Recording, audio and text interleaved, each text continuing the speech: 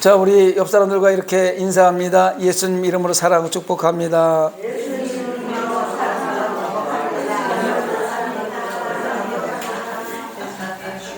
저도 여러분들을 예수님 이름으로 사랑하고 축복합니다. 오늘도 변함없이 동영상으로 예배드리는 성상가족 여러분, 여러분들을 예수님 이름으로 사랑하고 축복합니다.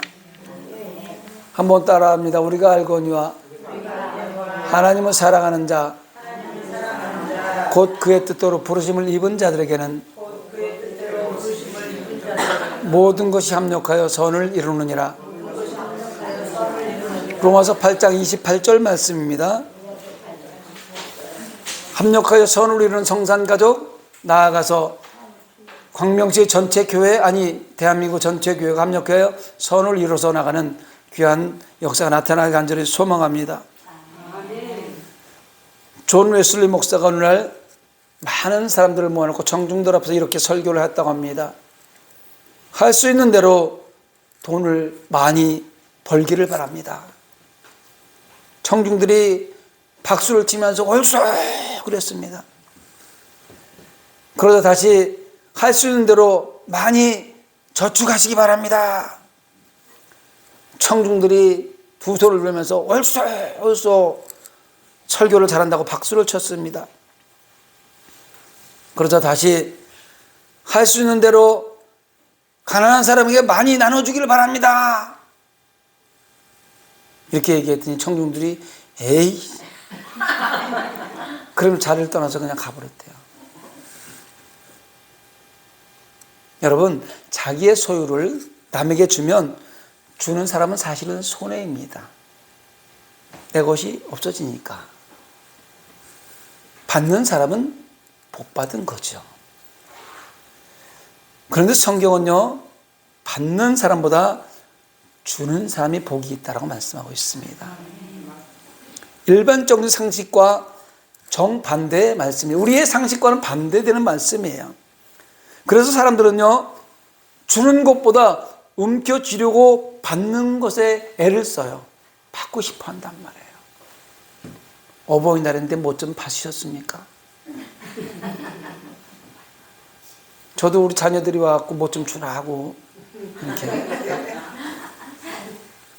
받고 싶은 게 우리 인간의 마음이란 말이에요. 받는 것에 자꾸 생각을 갖는단 말이죠. 그래서 내 것이라고 생각하고 자꾸 움켜쥐려고 그래요. 움켜쥔 사람은 움켜쥔 것만큼 내 거예요. 요걸 다 펴놓잖아요. 하나님께서는 펴놓으면 누군가가 다 가져가요. 주는 거란 말이에요. 그러면 여기 없어질 것 같지만 펴 있는 손 위에는 하나님께서 마르지 않도록 계속해서 채워준다는 걸 잊으시면 안 되는 거예요. 하나님의 말씀을 따라가는 길에 이성과 세상의 가르침이 사실은 가로막습니다. 이성적으로 성경을 판단하려고 하면 맞지가 않아요. 세상살이의 흐름을 따라서 살아가려고 그러면 성경하고 반대된단 말이에요. 그런데 성도는요, 이성과 세상의 가르침을 뛰어넘어야 비로소 하나님의 말씀을 따라갈 수 있게 된다는 것입니다. 이것은 믿음으로만 가능합니다. 믿음은 전능하신 하나님과 하나님의 말씀을 전적으로 신뢰하는 것에서 시작됩니다. 신앙 따로 생활 따로인 사람이 참 많은 것 같습니다. 신앙생활을 하고 있는 것 같은데 삶의 모습은 여전히 세상 삶의 모습을 살아가는 것이 참 많다는 것입니다. 그런데 신앙과 생활이 일치되는 것이 신앙생활이에요. 예배자의 모습으로 살아가는 사람들이 신앙생활을 하는 사람들의 모습이란 말입니다. 즉, 삶이 뒷받침되어야 참된 신앙생활을 한다는 것이죠. 교회 다니면서 세상 사람들하고 다르지 않으면 안 된다는 거예요. 무엇인가 구별되어야 된다는 것입니다. 여러분, 신앙생활은 내 정신으로 하는 것이 아닙니다. 제 정신으로는 신앙생활 하면 안 돼요. 무슨 정신으로 한다고요? 예수 정신으로 하는 거예요. 신앙생활은 예수 정신으로 하는 거예요. 내 정신으로 신앙하다 보면 이성적으로 판단이 되기 때문에 신앙생활하기 어렵습니다.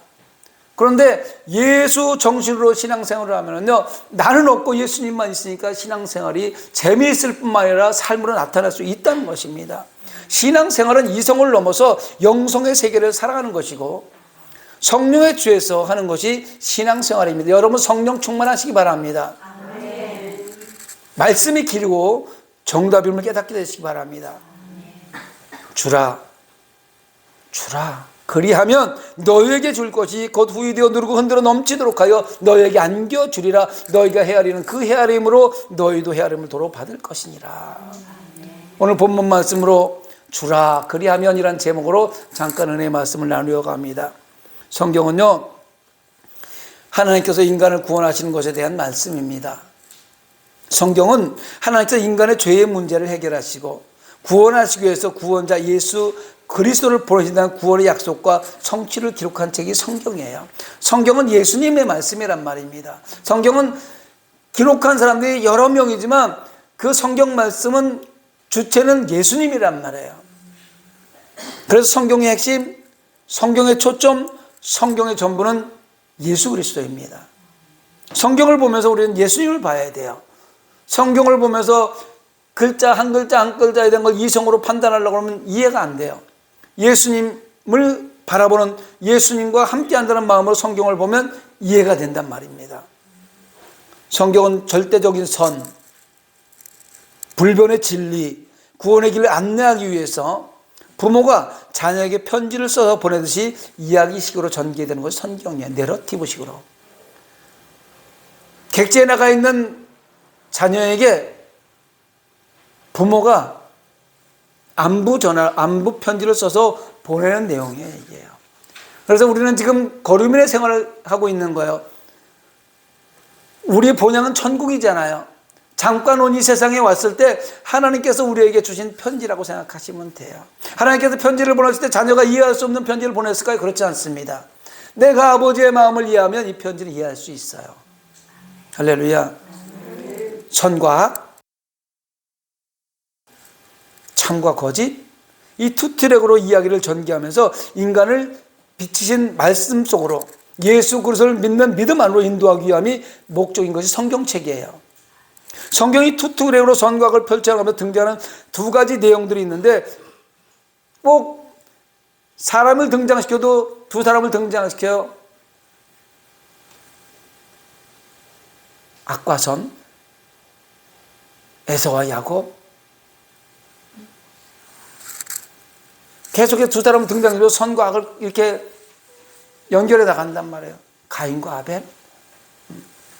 결론은 구원과 멸망에 대한 이야기입니다.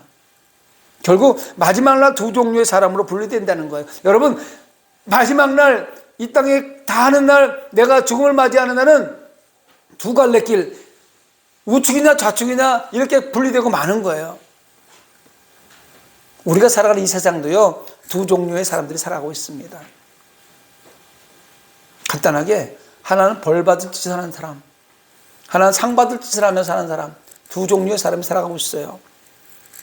누가복음 12장 6절에 등장하는 내용을 보면 몇 년 동안 쓸 곡식과 돈을 많이 모아놓으니 이제 쉬면서 놀고 먹고 마시고 즐기며 살자고 얘기하면서 자기만을 위해서 부를 축적하며 부자 같은 사람이 나타나요.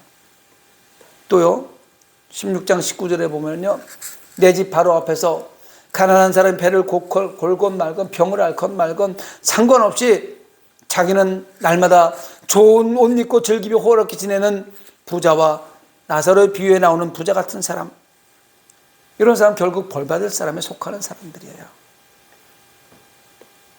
나밖에 모르는 사람. 반대로 불쌍한 과부들을 위해서 속옷과 겉옷을 지어 입히고 가난한 사람들 구제하는 일을 많이 했던 사도행전 9장 36절에 등장하는 욥바의 다비다 같은 사람. 가난한 사람을 많이 구제해서 하나님 앞에 그 구제가 상달되어 기억하신 바 된 로마 군대 백부장 고넬료 같은 사람. 이 사람은 상 받을 짓 하는 사람이에요. 이렇게 두 부류의 사람들이 성경에 등장하면서 선과 악을 쭉, 흙과 백을, 빛과 어둠을 쭉 나열해서 투트랙으로 나가는 거예요. 고넬료는 이방인이었지만 굶주리고 어려운 백성을 많이 구제했다고 성경이 기록합니다. 경건의 내적 표현이 기도라면 외적 표현은 바로 구제예요. 우리가 경건하게 삽시다, 거룩하게 삽시다, 이것이 내적 표현을 하기 위해서 기도한다면 외적 표현은 바로 행동으로 나타내는 거란 말이에요. 우리가 참으로 경건하지 경건한지 알고 싶다면, 아, 저 사람 참 경건한 삶을 살고 있구나 확인해 보고 싶다면 구제하는 생활을 하는지 자문해 보시기 바랍니다. 자기 스스로 한번 물어보세요. 그리고 주위 사람 한번 살펴보시기 바랍니다. 야고보서 1장 27절에 보면 하나님 아버지 앞에서 정결하고 더러움이 없는 경건은 곧 고아와 과부를 그 환난 중에 돌보고 또 자기를 지켜 세속에 물들지 아니하는 그것이라. 고아와 과부를 돌보는 것이 경건한 삶이라는 거예요. 또 사도행전 10장 4절에 보니까 고넬료로 찾아온 천사가 뭐라 그래요? 내 기도와 구제가 하나님 앞에 상달되어 기억하신 바 되었으니, 이렇게 말씀하고 있어요. 여러분, 우리가 이웃에게 베푸는 구제는요, 하나님이 받으시고 하나님이 기억하시는 거예요. 여러분, 구제는요, 보험 들어오는 거예요. 여러분, 보험 많이 들어오셨습니까? 실비보험, 생명보험, 무슨 부부연금보험 많이 들어오셨습니까? 신앙생활하는 하나님의 백성들은요, 기도보험이 있고요, 구제보험이 있고요, 전도보험이 있고 여러 가지 보험이 있는데 신앙생활에 보험도 들어야 돼요. 오늘은 구제보험을 얘기하는 거예요. 구제는 하나님이 받으시고 기억해 놓는다는 거예요.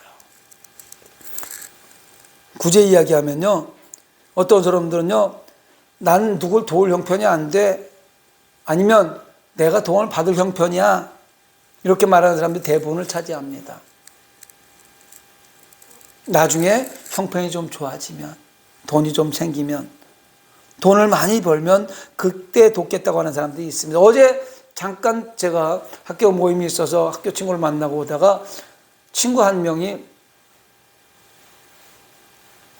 6월 달쯤 되면 형편이 풀리는데 그때쯤 되면 교회들 좀 도와주고, 우리 교회뿐만 아니라 자기가 생각하는 교회들을 좀 도와주고 이랬으면 좋겠다고 얘기를 하더라고요. 부자인데. 근데 그 얘기가 15년 전부터 하던 얘기예요. 근데 이번엔 6월 달이라고 못을 박았으니까 제가 기다려 볼 거예요. 6월 달에. 여러분, 선교나 구제는요, 지금 현재 가난하더라도 그때 못하면 부자가 돼도 못해요. 할 수 없습니다. 엄격히 말해서 진짜 형편이 어려서 못 도와주는 사람도 있어요.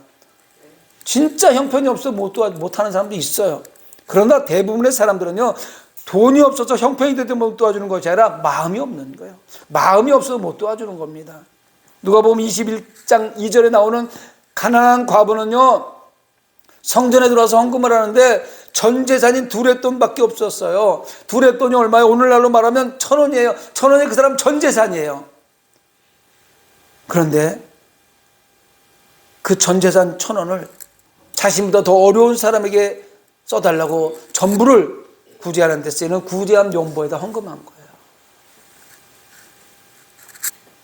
예수님은 그 모습을 보고 연복에 넣은 사람들 중에 이 과부가 가장 많이 넣었다고 말씀하셨습니다.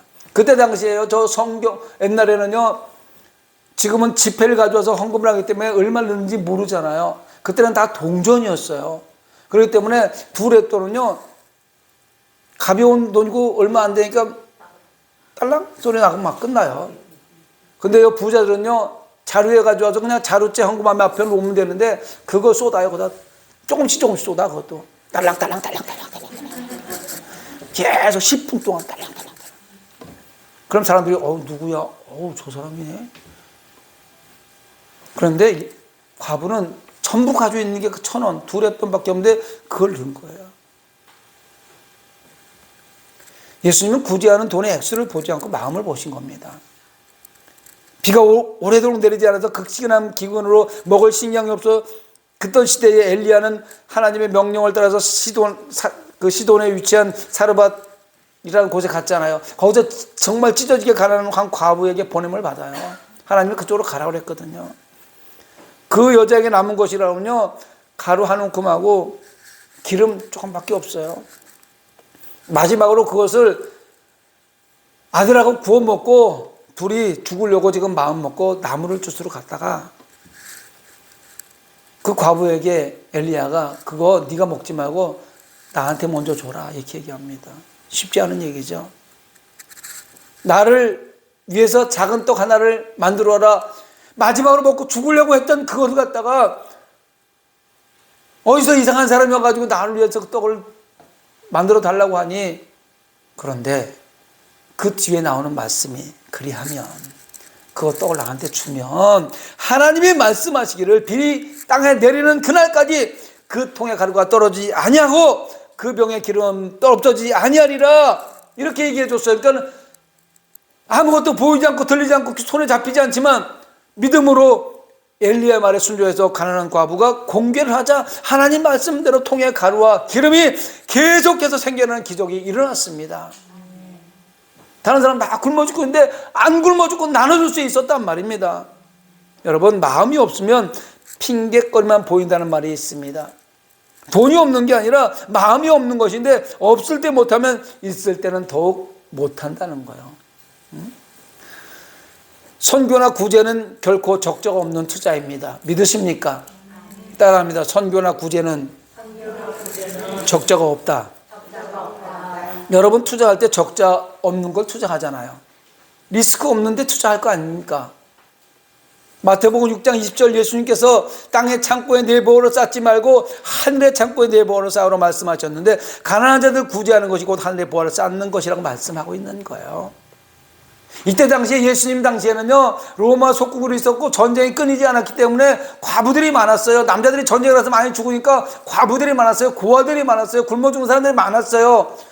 그런데 그 중에서 바리새인들과 서기관들과 기득권자들은요, 떵떵거리고 돈을 모아놓고 안 쓰고 있으니까 이런 얘기를 하는 거예요. 지금도 마찬가지예요. 지금도 우리가 잘 살고 잘 먹고 뭐 부유하게 옛날보다 잘 사는지 모르지만 아직도 복지 사각지대에 있는 사람들이 하루 밥 세 끼를 걱정하고 있는 사람들이 얼마나 많은지 몰라요. 그래서 겨우겨우 조금 남겨놓고 있던 거 떨어지면 죽는 사람이 얼마나 많이 있습니까? 하루에도 인터넷 보세요. 계속해서 그런 사건이 일어나고 있어요. 아니, 요즘같이 살기 좋은 세상에, 요즘같이 좀 부유한 세상에 먹고 남아서 버리는 음식물 쓰레기가 산더미처럼 쌓여있는데, 냉장고 들여다보면 먹지 않아서 유통기한째에서 버리는 것들이 숱하게 쌓여있는데 굶어 죽는 사람들이 있다니까요. 여러분, 생각해 보시기 바랍니다. 생각해 보세요. 그거 5개 살 때 3개만 사고 2개 거 나눠주세요. 구제하는데 성경에서 쓰시기 바랍니다. 어떤 청년이 예수님을 찾아와서 어떻게 해서 영생을 얻을 수 있습니까? 이렇게 물어봤잖아요. 부자 청년이 동일하게 말씀하셨습니다. 내 재산을 팔아서 가난한 자들에게 주어라.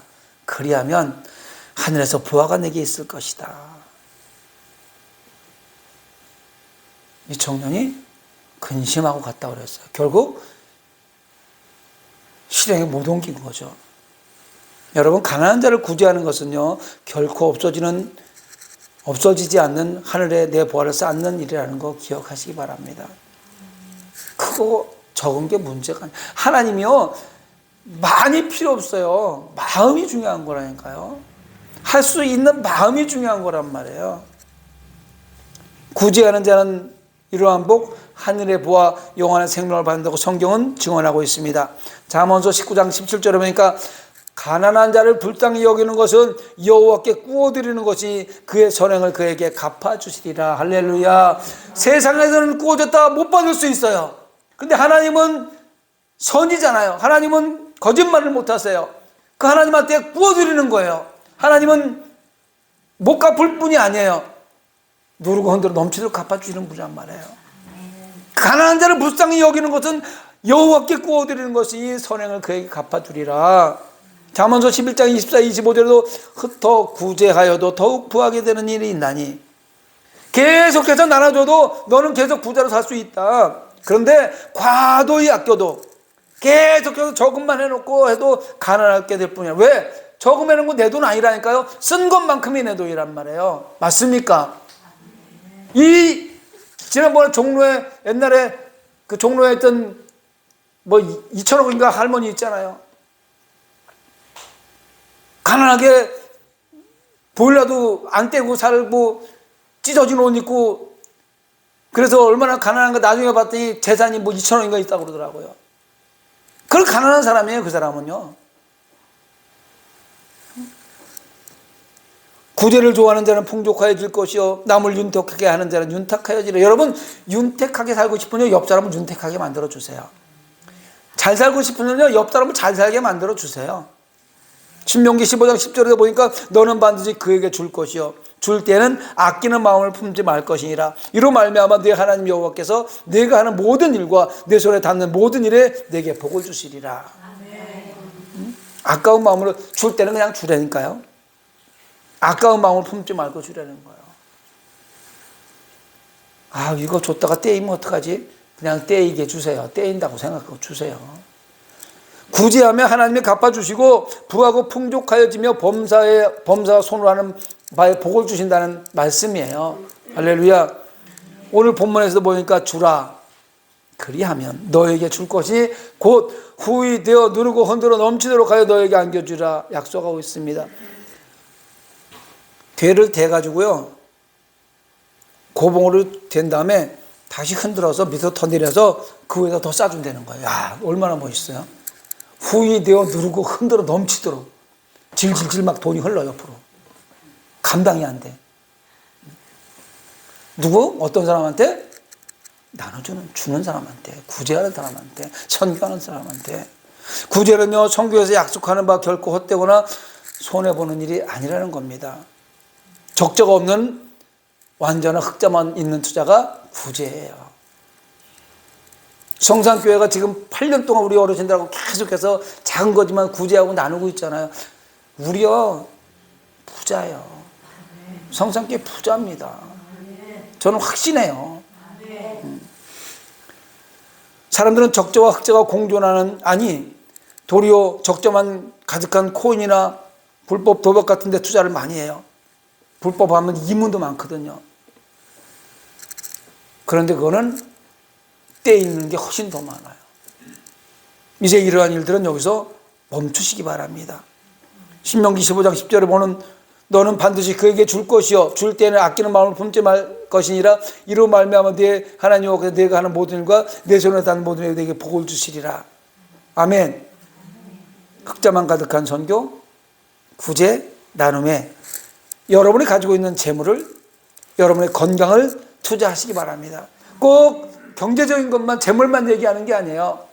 건강하면 건강도 좀 약한 사람들한테 투자하시란 말이에요. 선교하고 구제할 수 있는 것도 시기가 있고 기회가 있는 겁니다.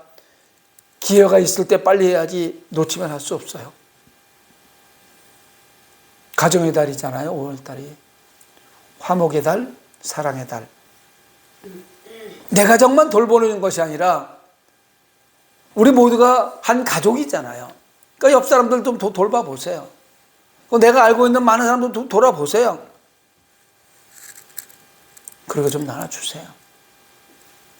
부자가 자기 집 문 앞에 누워있던 가난한 거지 나사로를 구제할 수 있는 기회는 많았어요. 그 앞에서 떨어지는 부스러기, 상에서 떨어지는 부스러기 먹으려고 거지가 매일 잔치상 버려놓고 있으니까 거기서 먹던 뼈다귀로 나올 거 아니에요. 그거 주워 먹으려고 있을 때 불쌍히 여기고 남아 돌아가는 거, 야, 너 여기서 이러지 말고 내가 방 하나 얻어줄 테니까 저기다 좀 살면서 좀 치료도 하고 약도 좀 사다 주고 얼마든지 할 수 있었어요, 부자가요.